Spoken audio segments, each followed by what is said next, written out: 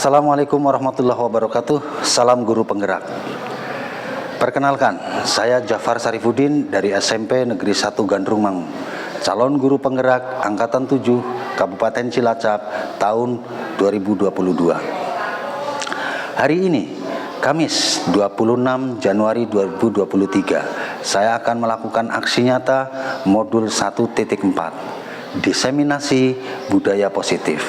Berikut liputannya. Bismillahirrahmanirrahim. Assalamualaikum warahmatullahi wabarakatuh. Waalaikumsalam warahmatullahi wabarakatuh.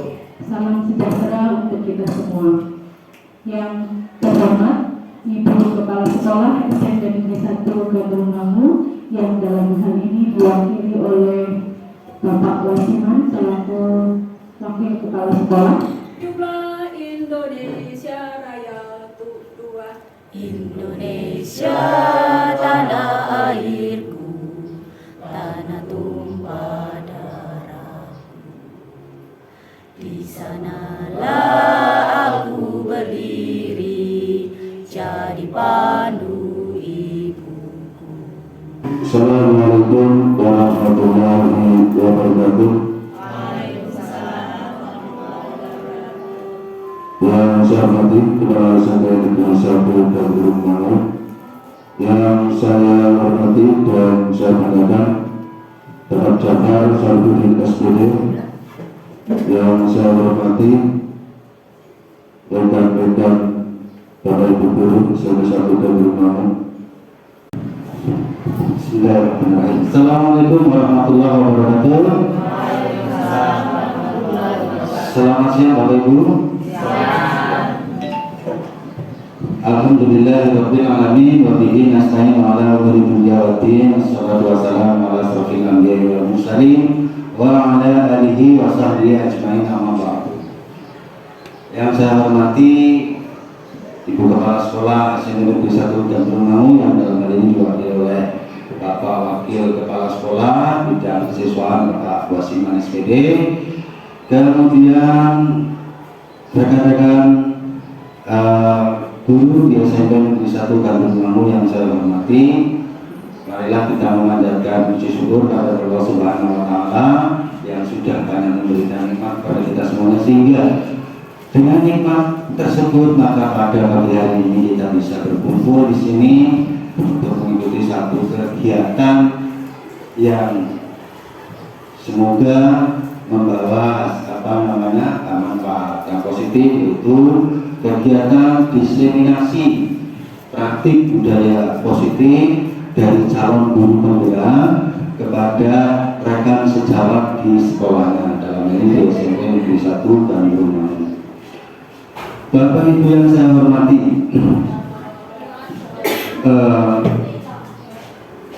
saya mohon maaf sebelumnya ya, bahwasanya pada hari ini saya mengundang Bapak Ibu semuanya untuk mengikuti kegiatan ini.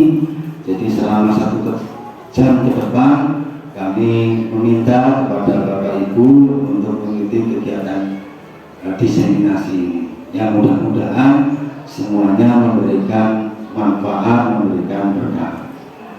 Begitu Bapak Ibu ya.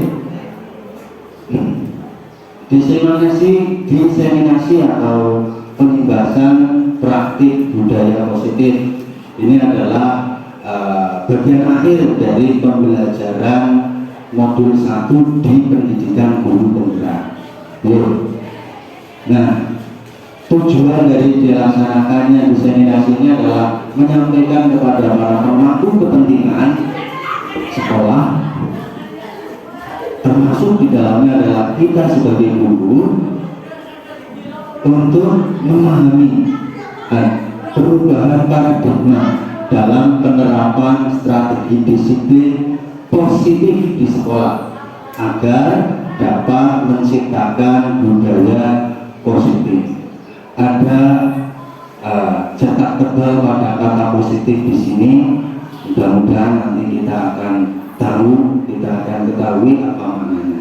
Kemudian diharapkan dari kegiatan ini nanti akan membantu murid itu bisa belajar dengan aman, nyaman, sehingga dapat meraih keselamatan dan kebahagiaan sebagaimana diamanatkan, disampaikan oleh Bapak Ki Hajar Dewantoro, Bapak Pendidikan di Indonesia, ya, terkait dengan tujuan utama pendidikan kita. Nah, sebelum kita masuk jauh ke sana, kepada penerapan budaya positif, saya ingin mengulas sedikit mengenai materi yang kami dapatkan dalam modul 1 pada program pendidikan guru penggerak. Nanti Bapak Ibu yang menjadi guru penggerak berencana mengikuti pendidikan guru penggerak juga nanti akan mempelajari. Ya, paling tidak untuk orientasi dulu. Ya, saya dengar ada Bu Neni, ada Bu Wahyu yang sudah dalam proses seleksi menuju calon guru penggerak di angkatan 7 dan 8. Baik, pada modul 1 ini yang terdiri dari 4 sub modul 1.1, 1.2, 1.3 dan 1.4 ya. Itu kami mempelajari apa saja. Yang pertama pemikiran filosofi dari Bapak Pendidikan Indonesia yaitu Ki Hajar Dewantoro. Selanjutnya ada juga peran dan nilai guru penggerak, kemudian visi guru penggerak, dan yang terakhir adalah budaya positif. Nah, pada bagian akhir dari pembelajaran di modul 1 ini itu kami wujudkan dalam bentuk aksi nyata berupa diseminasi praktik budaya positif. Bapak Ibu yang saya hormati, ini kami ulas sedikit ininya saja, ringkasan dari modul 1 sampai dengan 1.4. Jadi dalam modul 1.1 kita itu diingatkan kembali agar semboyan pendidikan dari Ki Hajar Dewantoro, ing arsa suntulodo ing madya wangun tarso tuturi handayani. Saya sebagai seorang murid dengan guru saya Pak Legima, saya itu harus terinspirasi dengan Pak Legima. Saya ingin seperti Pak Legima yang orangnya tegas, yang orangnya itu sangat kuat dalam berpendirian, yang orangnya juga smart, penuh bakat ini dan itu. Selanjutnya di sana kami juga diingatkan, ya, pemikiran Ki Hajar Dewantoro bahwasanya mendidik murid itu semestinya adalah menuntun mereka guna mencapai kekuatan optimalnya sesuai dengan kodrat yang mereka miliki, yaitu kodrat alam dan kodrat zaman. Menuntun di sini dimaknai dengan tidak seperti misalnya mengarahkan siswa menjadi seseorang yang kita inginkan, tidak, tetapi diibaratkan seperti halnya seorang petani yang menanam padi. Seorang petani yang menanam padi itu bisa memberikan pupuk yang baik, bisa menyediakan lahan yang gembur, bisa membersihkan hama yang mungkin mengganggu tanaman padi, tapi tidak bisa mengubah padi tersebut sesuai keinginan kita. Padi tersebut misalkan dengan varietas X tetap akan menjadi varietas X, apalagi kalau berubah menjadi sesuatu di luar dirinya, di luar padi tersebut, tidak akan bisa. Padi itu tetap adalah padi dengan varietas X yang akan mencapai kekuatan optimalnya. Mungkin bulirnya menjadi besar, rasanya menjadi enak, dan lain sebagainya. Sesuai dengan kodrat alam dan kodrat zaman, karena kita tahu bahwa setiap manusia itu memiliki kodrat yang melekat pada dirinya, kodrat alam. Ada siswa yang diberikan berbagai kelebihan. Itu kan satu hal yang memang given. yang diberikan oleh Tuhan.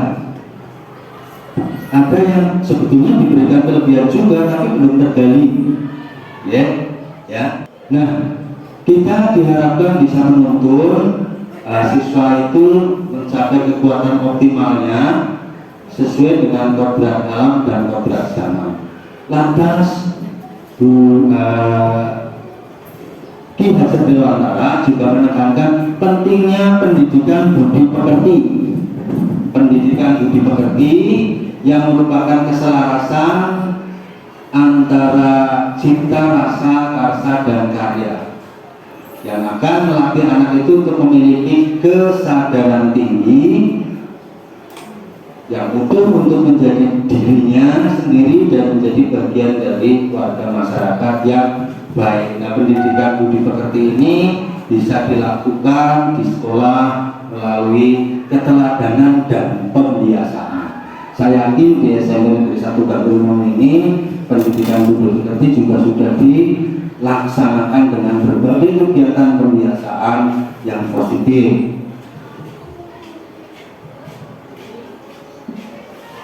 Kegiatan apa Bapak Ibu? Kegiatan apa saja misalnya? Karena saya lihat sebetulnya banyak. Misalnya budaya, budaya 5S, budaya saling di pintu gerbang itu sebetulnya adalah upaya untuk menanamkan budi pekerti, bahwasanya seorang anak itu harus menghormati orang yang lebih tua, seperti itu. Dan sebetulnya masih banyak sekali kalau kita gali.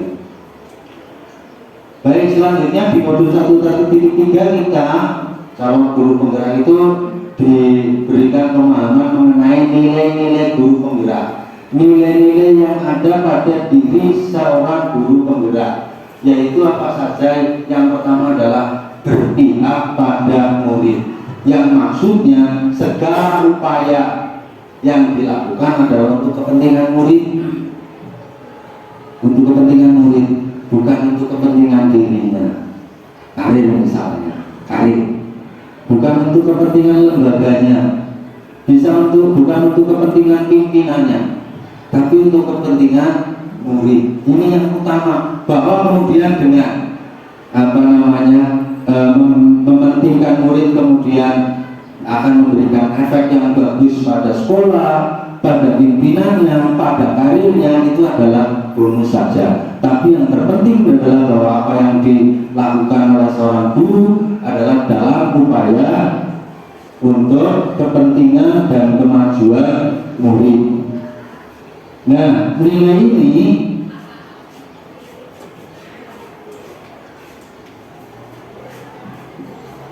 akan terwujud kalau guru itu juga memiliki, seorang guru penggerak itu memiliki nilai-nilai yang lainnya, misalkan reflektif, yang mananya mampu melakukan refleksi atas praktik mengajarnya, mengevaluasi kelebihan dan kekurangannya, memberikan umpan balik baik itu pada rekan sesama guru maupun kepada murid, mampu melakukan refleksi, renungan atas praktik mengajarnya.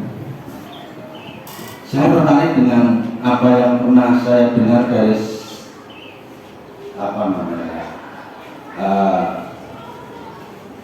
seorang guru yang mengatakan ke saya bahwasanya yang namanya pengalaman itu bukan apa yang terjadi pada diri kita, tapi apa refleksi kita pada apa yang kita alami.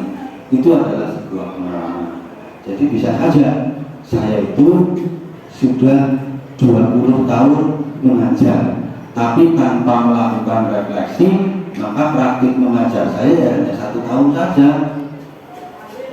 Karena tidak ada refleksi, sehingga tidak bisa diukur peningkatannya, upaya untuk memperbaikinya. Tidak bisa dilihat apa yang kurang dari praktik mengajar saya, seperti itu. Nah, mampu memberikan umpan balik terhadap praktik mengajar teman misalnya. terhadap kinerja yang ditunjukkan oleh murid. Nah, ini seorang guru penggerak harus memiliki nilai ini. Selanjutnya Bapak Ibu ya, ada nilai mandiri. Seorang guru penggerak itu tidak bergantung pada pihak lain. Ini maksudnya bukan bahwa dia itu sombong, tidak membutuhkan orang lain, seperti itu tidak. Tapi tidak bergantung pada pihak lain di sini adalah memiliki segala daya yang dibutuhkan untuk menyelesaikan tugas-tugasnya, memiliki segala daya yang dibutuhkan. Kalau saya dalam praktik mengajar saya kok butuh misalnya pengetahuan tentang IT, sebagai guru penggerak ya harus punya daya untuk itu. Ketika misalnya dalam praktik mengajar saya itu saya harus saya membutuhkan selera seni misalnya, maka saya harus punya daya untuk itu. Tidak bergantung pada pihak lain sehingga mampu menyelesaikan tugasnya dengan baik. Lantas ada inovatif, memiliki gagasan baru dan menerapkannya dalam pembelajaran. Kemudian ada kolaboratif, mampu bekerja sama dengan siapapun dan kapanpun. Seperti yang kita tahu bahwa di sekolah kerja kita adalah kerja tim. Kita tidak bisa bekerja dengan sendirian. Kita itu perlu membangun kerjasama, dan kita sebagai guru penggerak diharapkan mampu untuk bekerja sama dengan siapapun. Saya ketika dalam proyek saya itu kemudian saya butuh Pak Legiman, maka saya harus mampu menjalin komunikasi yang baik dengan Pak Legiman untuk bisa bekerja sama dengan Bu Wahyu yang sangat handal ini dalam pengambilan gambar. Ini kan saya butuhkan sekali dalam pekerjaan saya. Maka bagaimana caranya? Saya itu membangun komunikasi dengan Bu Wahyu. Intinya seorang guru penggerak itu tidak boleh terhambat komunikasinya untuk bekerja sama dengan pihak lain kapanpun. Lanjut ya, Bapak Ibu ya.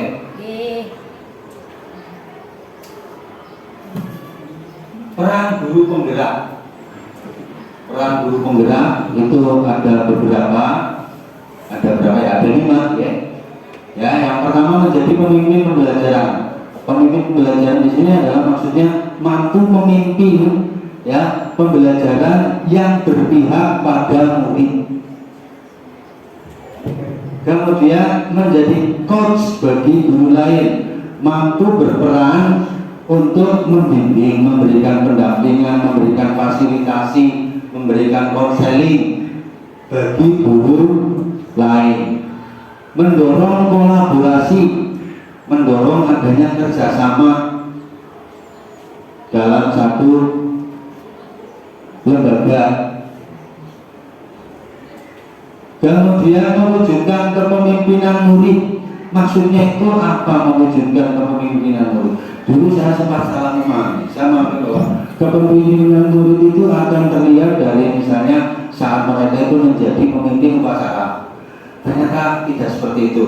Kepemimpinan murid itu terlihat ketika murid itu mampu menyatakan pilihan. Jadi dia itu bisa menyatakan pendapat dengan leluasa, dengan baik, menyatakan sikap, mampu menyatakan pilihan. Terus menggerakkan komunitas praktisi, menggerakkan komunitas-komunitas yang ada di sekitarnya untuk memberikan kontribusi bagi dunia pendidikan. Tidak hanya di sekolah, bisa di luar. Kemarin saya dengar dari Bu siapa itu, Bu Neni apa ya, yang katanya punya teman menggerakkan komunitas apa itu, mother apa Bu? Ibu penggerak. Jadi seorang wanita, seorang perempuan begitu ya. Kemudian dia menggerakkan komunitas ibu mungkin ya untuk ya melakukan satu gerakan yang memberikan kontribusi pada bidang pendidikan. Jadi tidak hanya di sekolah, bisa di luar bersama rekan saya profesinya kayak di KKD, di MGMP, bisa di lingkungan, bisa dimanapun menggerakkan komunitas praktisi. Nah, selanjutnya modul 1.3 kita belajar tentang visi guru penggerak. Visi itu adalah impian guru akan muridnya. Di dalam pendidikan guru penggerak kami juga diberikan pelatihan untuk merumuskan visi. Nah, dalam mewujudkan visi sekolah itu ternyata ya mau tidak mau harus ada proses perubahan. Kemudian pendekatan untuk yang membantu kita di dalam melakukan perubahan tersebut adalah ini Bapak Ibu, satu proses inquiry apresiatif. Buat pertanyaan, apa sih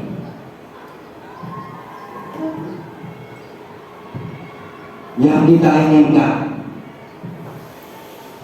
Apa sih kondisi yang kita hadapi saat ini? Kemudian ambil pelajaran. Apa yang bisa kita lakukan untuk meraih impian kita? Tapi di sini kita harus fokus pada sisi positif, sisi-sisi yang memuaskan. Kemudian gali mimpi, betul-betul dijabarkan mimpi kita itu secara rinci. Kita ingin punya murid yang begini itu harus secara rinci. Kemudian dijabarkan rencananya, lalu diatur eksekusinya, eksekusi untuk mewujudkan visi tersebut. Ini disingkat menjadi pendekatan bagja. Ya. Nah, ini modul yang terakhir yaitu budaya positif.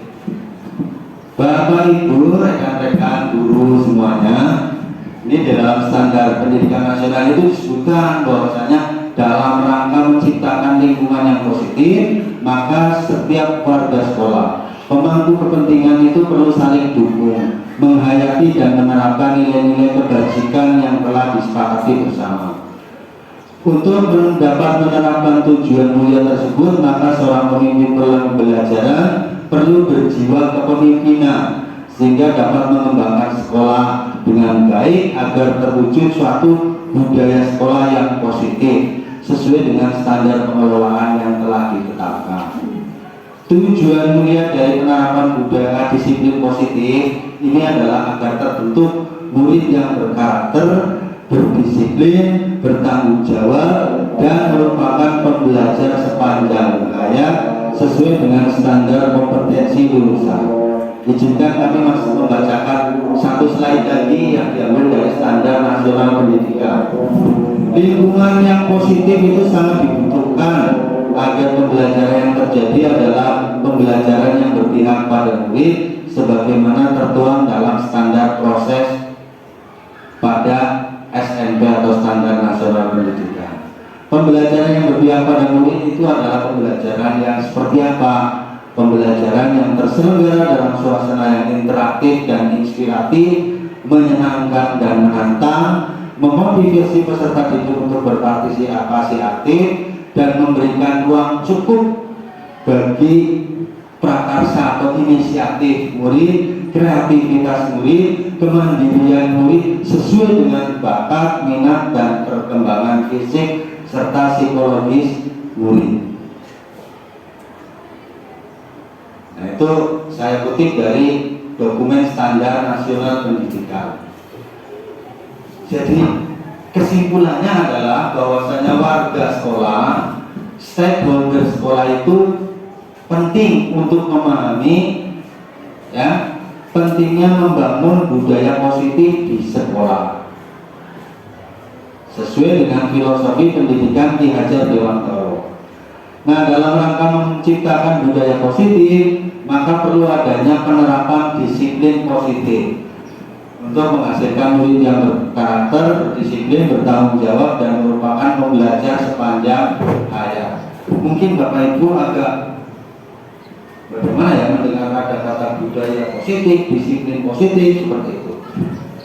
Baik, pertanyaan besarnya saja, apakah disiplin itu? Mengapa disiplin kemudian yang positif? Lalu bagaimana penerapannya di sekolah?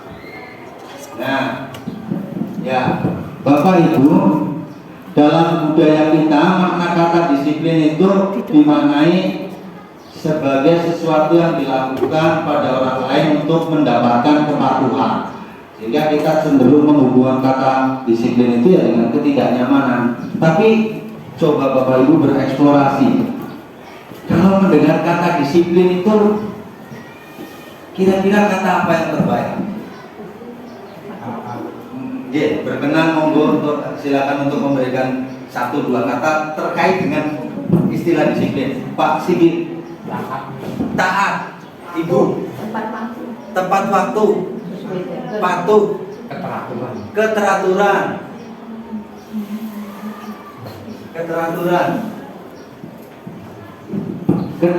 apa gue ini? Baris, ya nggak apa-apa. Tepat waktu, tertib, keteraturan tadi. Nah, terus saya punya satu pertanyaan lagi nih. Apa yang terbesit dalam pikiran kita saat mendengar kata disiplin? Kalau tadi kan saya minta 1 kata, 2 kata.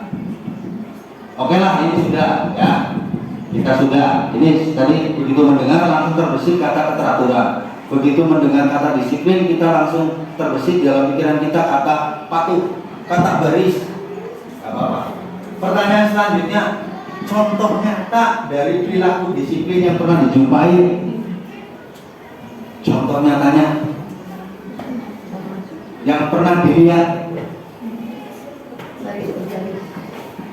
Siswa berbaris memasuki kelas. Siswa apa dulu? Siswa datang tepat waktu. Kalau guru datang tepat waktu, disiplin bukan? Disiplin juga, ya udah berarti. Oke, siswa ataupun guru datang tepat waktu. Ada lagi? Mengumpulkan tugas. Tepat waktu, tepat perintah. Misalnya. Ada lagi Bapak Ibu? Sesuai prosedur. Sesuai posnya, sesuai prosedur melakukan suatu tugas sesuai dengan prosedurnya. Itu adalah contoh nyata dari perilaku disiplin yang pernah kita jumpai. Sebetulnya, apakah ini betul-betul merupakan perilaku disiplin? Itu baru terkonfirmasi kalau kita sudah melihat ini. Motivasi dari perilaku tersebut, motivasinya, misalnya saya masuk kelas tepat waktu, itu sudah sebuah tindakan kedisiplinan dari luar, ya kan? Siswa disuruh berbaris memasuki kelas sangat-sangat teratur. Itu sudah sebuah perilaku kedisiplinan dari luar, karena akan terkonfirmasi bahwa itu memang sebuah kedisiplinan kalau kita sudah melihat dari motivasinya. Iya, motivasi. Jadi kalau motivasinya adalah masih motivasi dari luar, misalkan menghindari ketidaknyamanan. Saya kalau masuk kelas tidak tepat waktu nggak enak, ya. Dulu ibu kepala sekolah itu suka lewat, ya kan? Saya kalau nggak mengumpulkan tugas, nanti Pak Jafar marah-marah. Ini motivasi karena adanya tekanan dari luar. Kemudian, dan tidak harus selalu negatif, bisa saja, ya. Dari luar itu satu hal yang positif. Kita melakukan satu kedisiplinan, masuk kelas tepat waktu supaya Bu Warselna tersenyum. Biar Pak Jafar itu mukanya nggak asem, ya kan?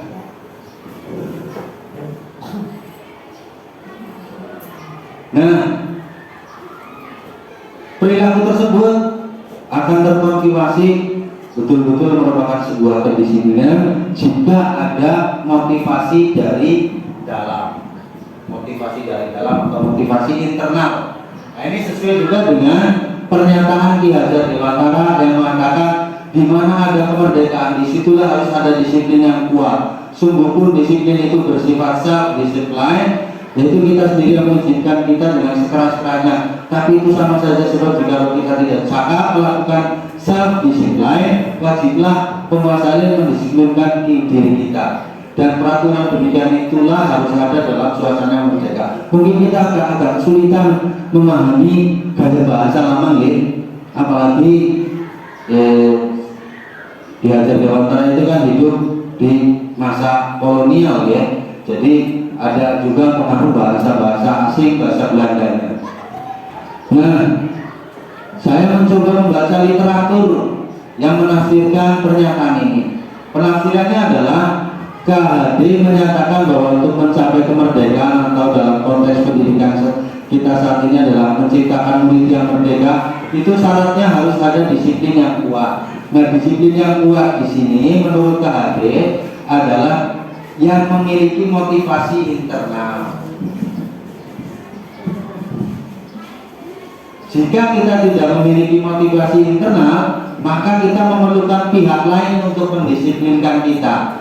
Atau kalau kita tidak ada motivasi internal, kita berarti masih butuh motivasi eksternal. Tapi motivasi eksternal itu berbeda dengan apa yang kita pahami. Biasanya motivasi eksternal yang kita pahami berupa apa? Bujukan, rayuan, apresiasi, tekanan, intimidasi. Proses yang dimaksud di sini menurut Ki Hajar Dewantara adalah harus berjalan dalam suasana merdeka. Adapun definisi kata merdeka menurut KHD adalah, ini saya tidak tahu benar apa salah, ini saya baca dalam bahasa Jawa. Mardika iku Jawanya lamun lepasin pamreh, muga kuat kuasa mandiri piyambak. Leres boten ibu. Mardika iku jarwanya lamun lepasin pamreh. Muga kuat kuasa mandiri piyambak.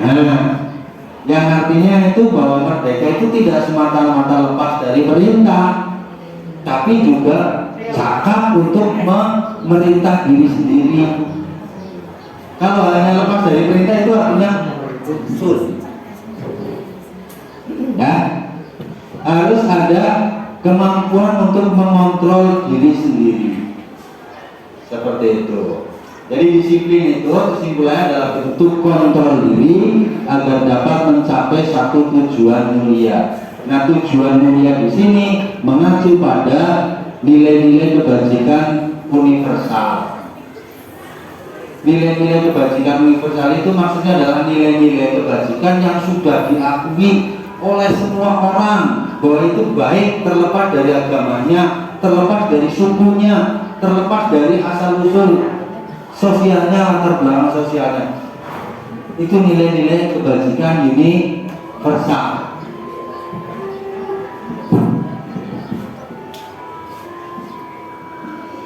Bisa dipahami ya. Kadang-kadang begini, ada satu hal yang kita sebut baik dalam satu budaya, tapi di budaya yang lain itu tidak. Tapi perkara menghormati, saya kira itu universal. Semua orang, semua budaya itu mengakui bahwa menghormati adalah sebuah kebajikan, karena didasarkan pada semua orang membutuhkan itu. Bapak membutuhkan dihormati, maka Bapak juga harus menghormati. Nah, tujuan dari penerapan disiplin positif adalah menanamkan motivasi yang ketiga, yaitu yang tidak melalui hukuman, tidak melalui penghargaan pada murid-murid kita. Jadi kita itu diminta untuk menerapkan disiplin, tapi tidak melalui hukuman yang menekan, yang mengintimidasi, dan tidak melalui penghargaan dipuji-puji, menjual dia, tapi melalui sebuah cara agar mereka itu ya, menjadi orang yang memang mereka inginkan dan menghargai diri sendiri dengan nilai-nilai yang diyakini. Ada beberapa ilusi, ya, yang mungkin kita seringkali terjebak di sana. Dalam penerapan disiplin itu ada beberapa ilusi. Misalnya guru mampu mengontrol murid. Ini sebuah ilusi. Kita merasa mampu mengontrol murid. Artinya apa? Mampu menggerakkan murid untuk melakukan ini dan itu sesuai dengan keinginan kita. Realitanya adalah tidak seperti itu, bahwa yang mengontrol perilaku seseorang adalah dirinya sendiri. Kemudian penguatan positif semuanya itu efektif dan bermanfaat. Jadi penguatan positif itu kan misalkan memuji, ngalem-ngalem, memberikan penghargaan, itu positif, efektif dan bermanfaat. Ya mungkin untuk jangka pendek, tapi untuk jangka panjang ternyata tidak. Bayangkan saja kalau misalkan saya, Pak Jafar, kalau bikin RPP tertib, nanti saya kasih uang 100.000 bikin. Masuk money kayak gue, besok lagi seperti itu, 100.000. Lama-lama saya butuh tantangan lebih mahal, 100.000 aja dari dulu. Butuh tantangan lebih. Jadi kalau hanya seperti ini terus-terusan itu tidak akan berdampak bagus. Belum lagi kalau saya tidak mendapatkannya, tahu-tahu di akhir tahun yang dapat hadiah itu dia, kecewa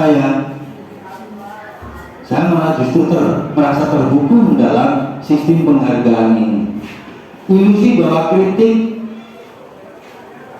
dan membuat orang itu menjadi merasa bersalah itu dapat menguatkan karakter. Mengkritik membuat orang merasa bersalah itu kira-kira maksudnya gimana? Kayak nyindir-nyindir apa ya? Nyindir-nyindir itu kemudian bikin orang sadar, bikin kuat karakternya. Enggak, itu ilusi. Realitanya adalah nyindir itu ya bikin orang hanya sakit hati, bikin identitas gagalnya itu malah semakin kuat. Berarti kita nggak perlu nyindir-nyindir.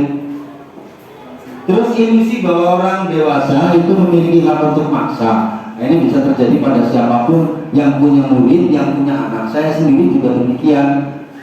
Saya kadang-kadang merasa bertanggung jawab penuh atas anak saya ya, maka saya paksa untuk ini, saya paksa untuk ini, saya paksa untuk ini. Setiap orang punya pilihan, setiap orang, kita mungkin beranggapan bahwa realita yang dilihat oleh seseorang itu sama, padahal tidak demikian. Setiap orang punya gambaran realita masing-masing. Aduh, waktunya masih panjang. Mungkin beberapa hal terpaksa kita lewati ya. Memang untuk mempelajari tentang ini ya harus memahami beberapa konsep. Misalnya konsep tentang perilaku manusia.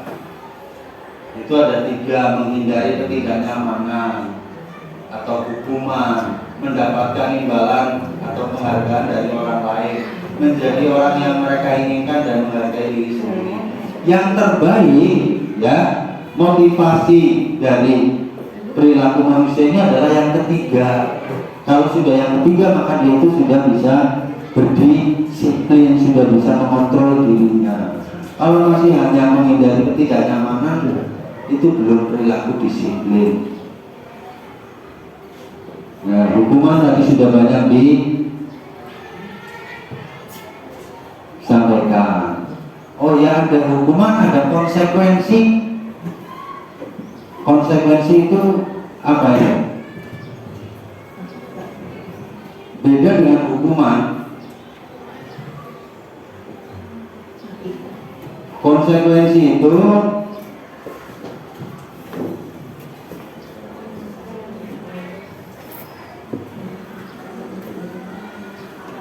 seperti hukuman, tetapi ada perbedaan. Perbedaannya di mana? Kalau konsekuensi itu sudah terencana. Kalau saya memecahkan kaca, ya saya ganti. Itu konsekuensi. Kalau hukuman mecah kaca, ya kamu lari keliling lapangan 100 kali. Itu hukuman. Kemudian apalagi ini? Dalam hukuman jelas murid akan dibuat merasa tidak nyaman dan untuk jangka panjang. Ketahuilah Bapak Ibu, kalau kita memberikan hukuman pada anak, maka bisa jadi anak itu akan mengingat selamanya. Tapi dalam konsekuensi ada rasa tidak nyaman, tapi itu hanya berlangsung sesaat saja. Selebihnya dia akan menyadari, oh ya kemarin saya memecahkan kaca, ya harus saya mengganti, ya umum lewat kaca.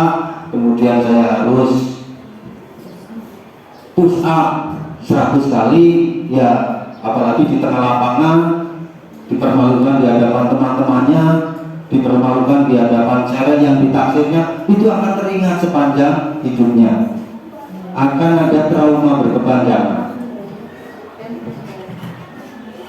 Nah, konsekuensi ini sebetulnya sudah bernilai positif ketimbang hukuman. Studi kasus lari mengelilingi lapangan basket 2 kali karena terlambat lagi di sekolah, itu hukuman apa konsekuensi? Hukuman ya Bu ya. Membersihkan coretan yang dibuat dirinya di meja tulis, konsekuensi.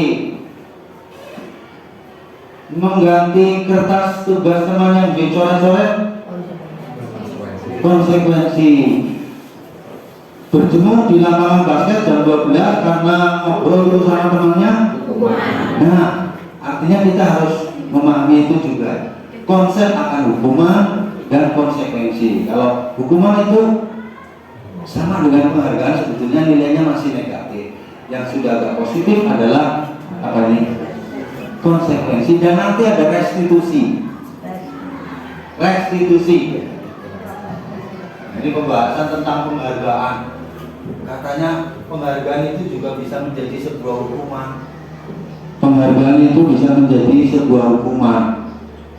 Ya kalau dipikir benar juga, misalkan dalam sistem rankingan, mereka yang tidak mendapatkan ranking itu akan jadi orang yang rasanya dihukum.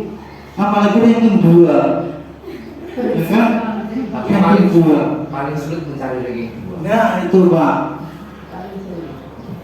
itu merasa paling dihukum. Memberikan penghargaan dan hukuman adalah sebetulnya hal yang sama, karena keduanya mencoba mengendalikan perilaku seseorang dari luar, dan orang pada dasarnya itu tidak suka dikendalikan. Suka dikendalikan? Tidak. Inginnya merdeka, bebas dari perintah dan cakap memerintah diri sendiri. Kemudian dalam jangka waktu lama penghargaan akan terlihat sebagai sebuah hukuman. Belum lagi efek-efek yang lain. Ternyata penghargaan itu menciptakan kecemasan juga. Nah ini ada satu lagi, yaitu restitusi. Proses menciptakan kondisi bagi murid untuk memperbaiki kesalahan sehingga bisa kembali pada kelompok mereka dengan karakter yang lebih kuat.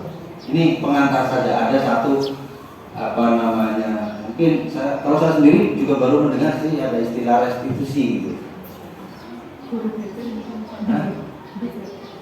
Guru BP mungkin sudah, belum juga. Ya nantilah ada pembahasan tentang itu. Hukuman ternyata adalah identitas gagal, sementara identitas yang sukses itu disiplin yang di dalamnya ada konsekuensi ataupun restitusi. Ini banyak saya lewati karena waktu juga sudah cukup siang. Nah, untuk menegakkan kedisiplinan sebetulnya kita harus berbekal dengan yang namanya keyakinan kelas. Tadi kan ada istilah nilai-nilai kebajikan ya. Nilai-nilai kebajikan tersebut sebetulnya harus dirumuskan dalam satu kelas atau di sekolah, dirumuskan, kemudian untuk ditetapkan menjadi keyakinan bersama. Jadi untuk menegakkan kedisiplinan itu harus ada fondasi keyakinan kelas. Dan ini nanti juga akan berhubungan dengan proses restitusi. Keyakinan kelas itu tadi sudah dibahas ya, diambil dari nilai-nilai kebajikan. Nilai-nilai kebajikan itu ya nilai-nilai yang dianggap sebuah kebajikan dalam berbagai kultur budaya. Nah sebetulnya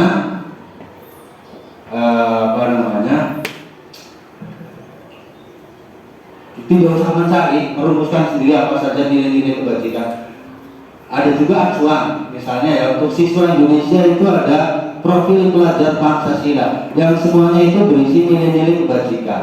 Kemudian dari beberapa lembaga itu juga sudah ada rumusannya, misalkan satu lembaga yang namanya Indonesian Heritage Foundation itu merumuskan 9 pilar karakter.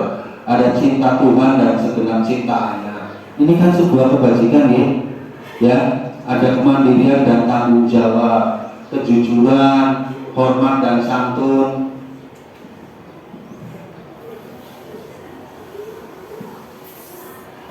Kebutuhan dasar manusia.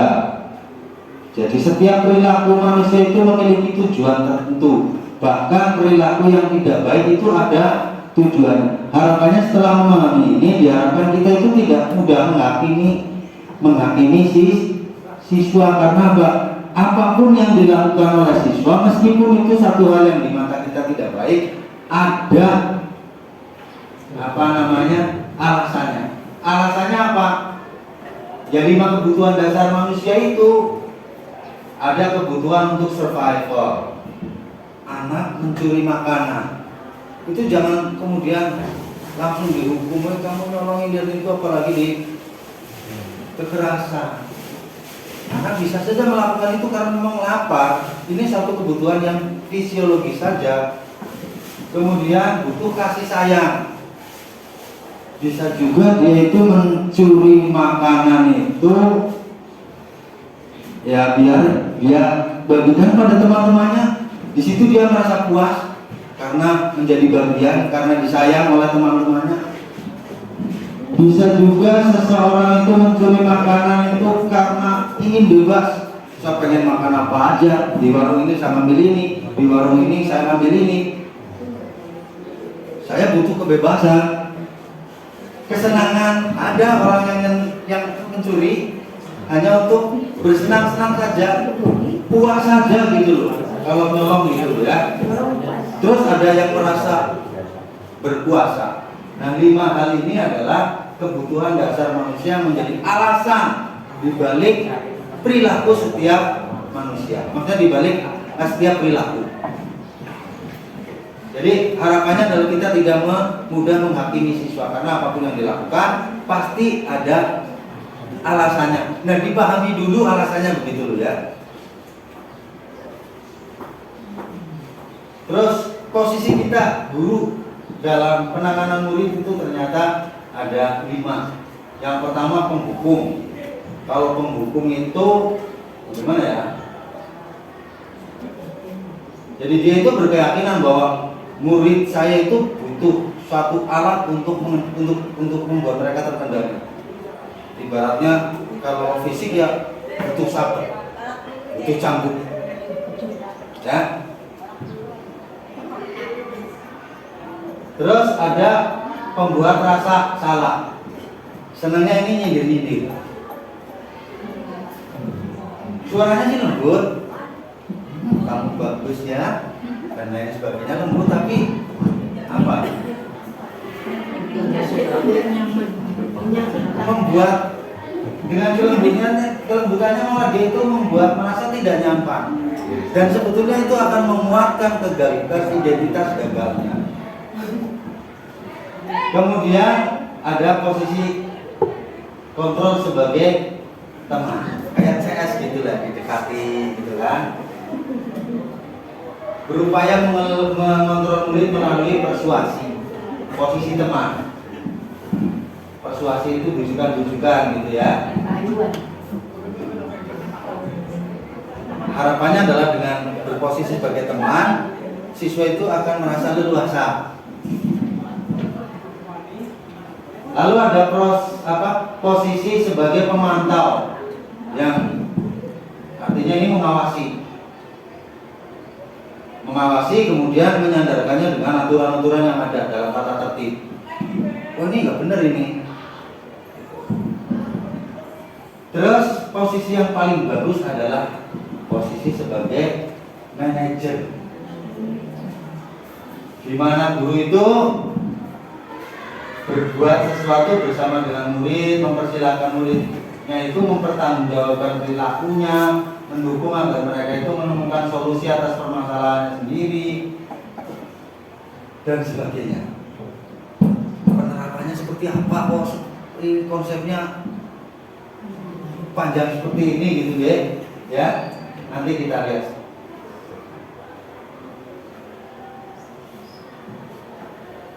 Melalui restitusi Bapak Ibu ya.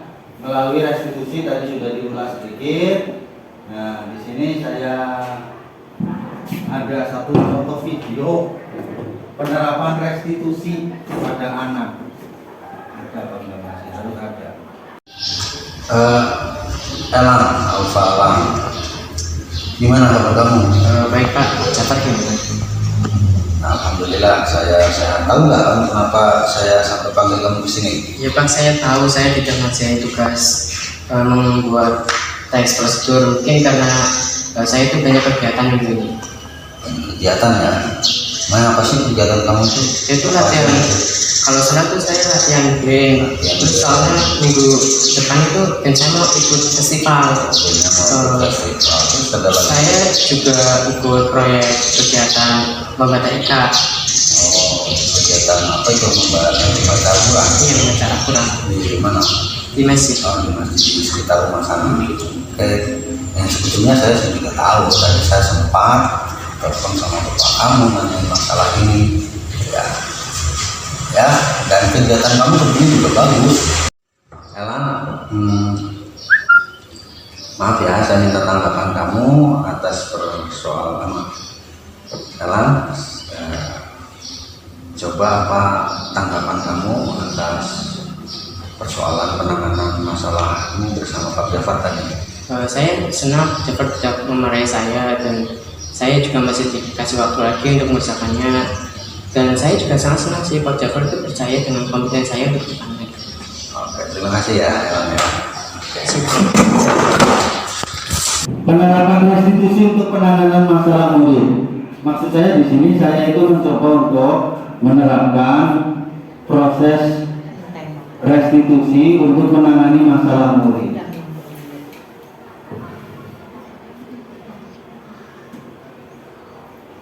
Nanti. Nah, jadi begini, kronologinya adalah pada satu akhir sesi pembelajaran saya minta siswa itu semuanya mengumpulkan tugas bahasa Inggris.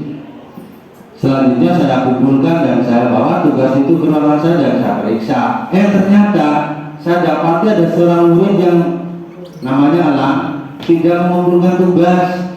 Lalu saya panggil Alan untuk menyelesaikan masalahnya. Ini masalah, ya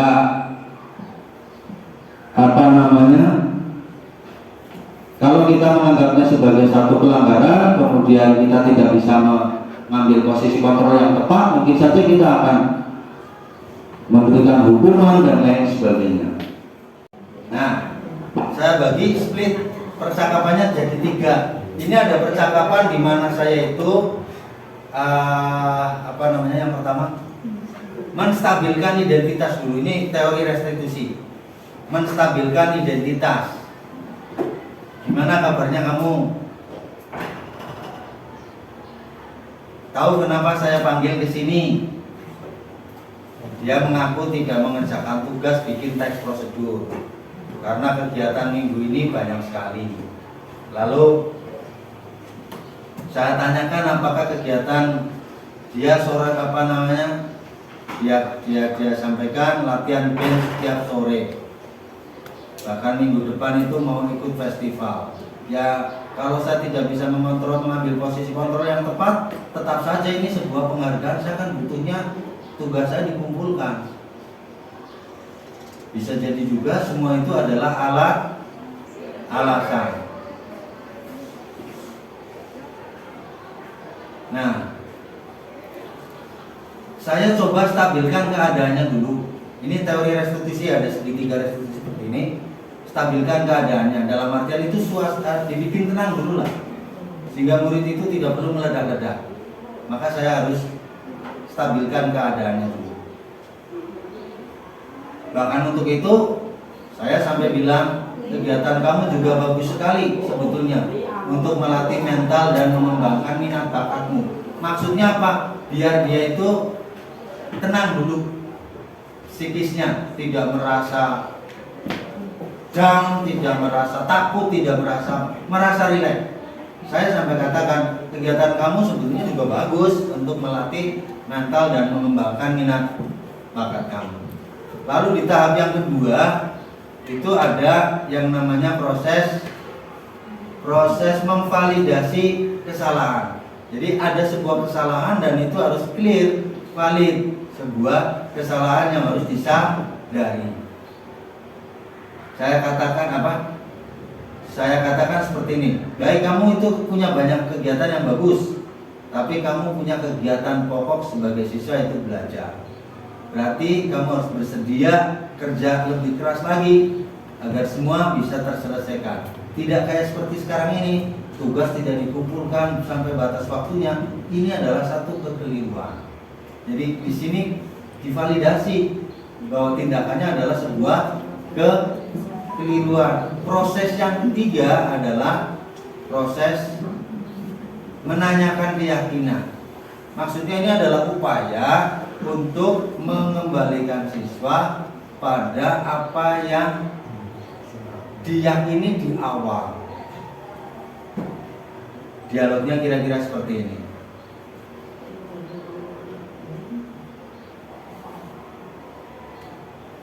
Ya Pak, saya minta maaf untuk hal ini. Baik, saya maafkan, tapi kamu sudah melanggar kesepakatan kelas, kesepakatan bersama antara saya dengan teman-teman juga. Masih ingat? Masih. Apa kesepakatannya? Murid harus kumpul tugas sebelum batas waktu yang ditentukan. Nah, terus yang harus dilakukan untuk memperbaiki kesalahan ini apa? Karena dia tadi sudah sadar adanya sebuah kesalahan, lalu dia juga harus punya kesadaran bahwa itu harus diperbaiki. Ternyata dari situ dia punya ide cara untuk memperbaikinya seperti apa. Katanya mau dikebut terus dikirim pakai email. Ya saya melihatnya sebagai satu upaya positif, yaitu berusaha. Jangan kita kemudian tidak mau tahu. Ya restitusi ini adalah satu contoh dari penerapan penerapan disiplin positif untuk membangun budaya positif. Bapak Ibu, jadi restitusi adalah satu contoh dari praktik praktik disiplin positif untuk membangun budaya positif. Iya, ternyata videonya itu suaranya di sini tidak jelas, tapi sebetulnya ada juga di YouTube-nya ini. Di sana bisa disimak step penanganan masalahnya. Dan ada testimoni juga dari mereka. Bahkan ada 2 orang, yang satu ini jambak temannya. Pada satu pagi di jam istirahat itu ada satu keributan.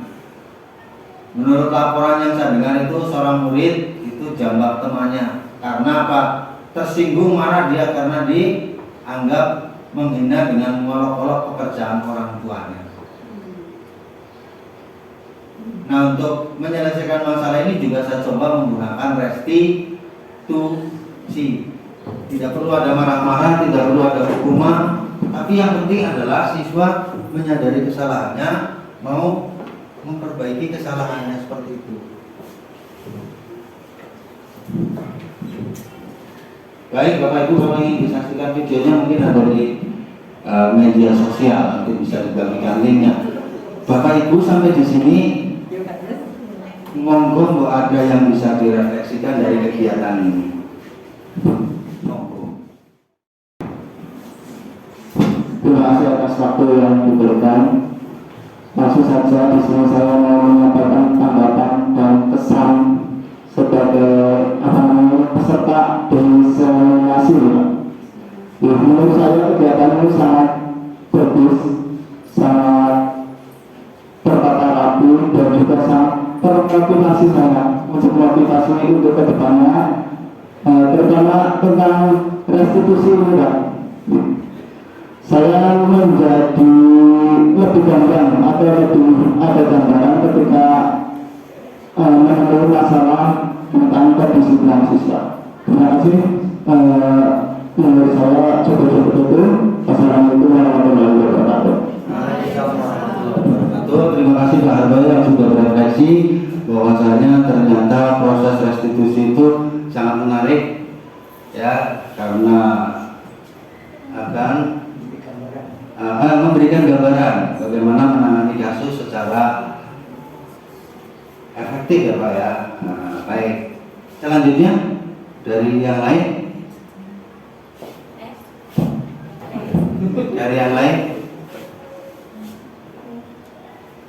monggo, kesannya saja juga nggak apa-apa. Ya monggo ibu siapa? Ibu Wahyu ya, biar suaranya terdengar di kamera. Assalamualaikum warahmatullahi wabarakatuh. Sebenarnya materi ini itu sudah ada di platform Merdeka Belajar ya. Itu ya, hanya memang kalau mendengarkan lewat video dengan mendengarkan langsung itu sangat beda sekali. Terus seperti itu. Jadi ketika mendengarkan dengan video lewat KMM itu ada kalanya mungkin waktunya tidak sesuai, kemudian pemikirannya tidak sesuai, akhirnya tidak sinkron, akhirnya berhenti. Itu seperti itu. Tapi berkat pemaparan dari Pak Jabar sedikit banyak itu menambah pemahaman yang ada. Itu seperti itu. Terima kasih. Terima kasih Ibu yang menegaskan bahwa sebetulnya materi seperti ini ada didapati di dalam pelatihan mandiri di portal Merdeka Mengajar. Ya, tetapi karena pelatihan mandiri itu dalam pelatihan mandiri kadang-kadang itu kita terganggu oleh aktivitas-aktivitas yang lain, sehingga kegiatan hari ini yang diikuti secara langsung itu lebih memberikan pemahaman. Oke, terima kasih Ibu. Ada lagi Ibu? Satu refleksi? Oke lagi ya. Ya boleh, dari Pak Lek. Perkenalkan Bu Pak Lek gimana? Senior kita di SMP 1 Gandrung Mangun. Iya, sebenarnya ini sesuatu yang membantu kita semua dalam proses pembelajaran, bahwa sesungguhnya kita tujuannya adalah memerdekakan murid. Jadi apa yang disampaikan itu sangat gamblang dan seharusnya ini menjadi memberikan inspirasi kepada kita semua. Jadi jangan sampai ada lagi perubahan, ya, tapi lebih pada mengajak mereka belajar bahwa setiap hari itu harus ada konsekuensi yang harus diterima. Jadi dan melalui tadi disampaikan melalui restitusi itu bahwa ini menuju penyadaran pada diri murid apa yang harus dilakukannya, dia mengetahui dampak yang sudah dilakukannya, dan dia akan berusaha untuk memperbaiki kesalahannya. Jadi dan secara umum materinya sangat luar biasa. Terima kasih Bu. Terima kasih. Yang menekankan bahwa manfaat kegiatan ini yaitu untuk mendorong agar bisa menyadari bahwa setiap hal itu ada pertanggungjawabannya seperti itu dan sebagainya. Masih ada Bapak Ibu? Kalau sudah tidak ada, maka saya anggap diseminasi ini sudah selesai. Sekali lagi saya mengucapkan terima kasih atas kehadiran, atas perhatian Bapak Ibu semuanya dalam kegiatan ini. Waktu dan saya kembalikan sepenuhnya kepada pembawa acara. Monggo. Assalamualaikum warahmatullahi wabarakatuh. Demikian tadi kegiatan diseminasi tentang budaya positif, ya, sekaligus tadi langsung ke acara refleksi sudah sekalian dilaksanakan. Berarti rangkaian acara demi acara kegiatan siang hari ini sudah selesai. Alhamdulillah banyak ilmu, kemudian pengalaman dan pemahaman yang kita terima bersama dari Bapak Ibu guru terhadap kegiatan ini. Kurang lebihnya kami selaku pembawa acara mohon maaf. Saya akhiri. Assalamualaikum warahmatullahi wabarakatuh.